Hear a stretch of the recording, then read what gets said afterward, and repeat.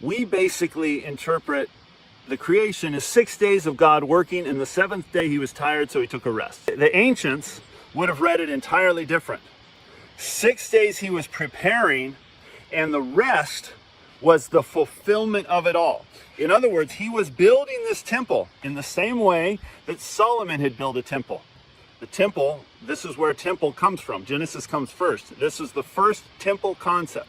The temple was a shadow of this, a reflection to teach them. Solomon built the temple. It took him many, many, many years.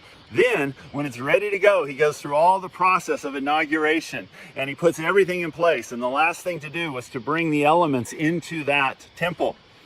And then when he was done, what happened?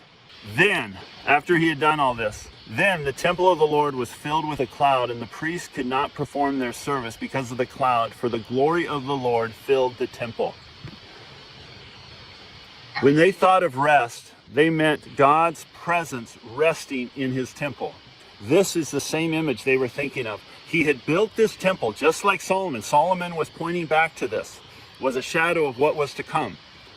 And when they completed it, when God completed it, he rested. His presence was there, and we were meant to dwell in it. Then the temple of the Lord was filled with that cloud, and the priests could not perform their services because of the cloud, for the glory of the Lord filled the temple of God.